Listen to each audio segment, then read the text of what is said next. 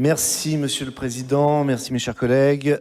Évidemment, nous ne pouvons qu'approuver ce soutien logique et bienvenu pour le budget des lycées de notre région, car après tout, c'est une des compétences régionales. Nous rejoignons là l'action de l'ensemble des conseils régionaux de France. Mais il demeure judicieux de différencier cela avec ce que vous soutenez aujourd'hui. Sur le gel des tarifs de la restauration scolaire, 3,3 millions d'euros, et des matières premières utilisées dans les lycées professionnels, 738 000 euros, c'est oui à 100%, évidemment. Là-dessus, il n'y a rien à redire, à part peut-être regretter le comportement minoritaire, heureusement, de certains industriels qui augmentent les prix de certains de ces produits sans raison valable. Sur le coût du gaz, par contre, il est nécessaire de rappeler quelques vérités.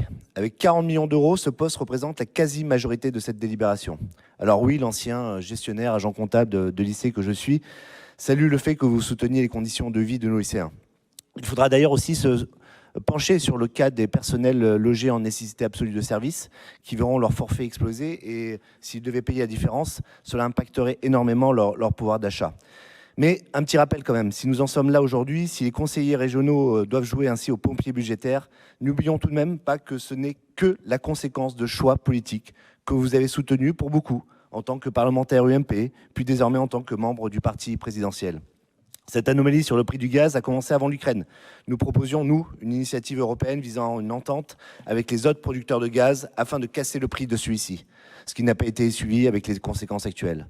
D'ailleurs, s'agissant du gaz, c'est l'alourdissement des importations françaises et européennes d'une part, et d'autre part l'aggravation de la dépendance envers cette énergie pour la survie même du système énergétique industriel, mais aussi agricole du continent entier, qui a placé le continent dans la dépendance de puissances étrangères potentiellement hostiles et ou cupides, prêtes à faire payer cette soumission au prix cher. Depuis la fin de la crise du Covid, puis avec la guerre en Ukraine, ce sont aussi les règles et contraintes créées par les gouvernements successifs sur les marchés électriques et gaziers qui ont provoqué une crise inflationniste devenue depuis une véritable crise énergétique, économique et sociale. Je pourrais continuer également en citant la création de l'AREN, le marché européen de l'électricité, le mirage de vouloir à tout prix suivre l'Allemagne. Vous ferez ça à l'Assemblée nationale, vous êtes parlementaire, faites-le là-haut.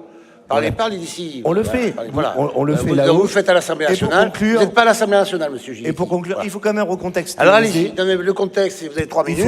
Comme à l'Assemblée nationale, où il vous reste 30 secondes, je vais vous couper. Voilà. Comme à l'Assemblée, allez-y. Finissez. Je finis. Allez. Donc je conclue. Homme qui chérit ses causes dont il déplore les effets. Aujourd'hui encore, cette expression n'a jamais été aussi sensée dans cette Assemblée. Merci.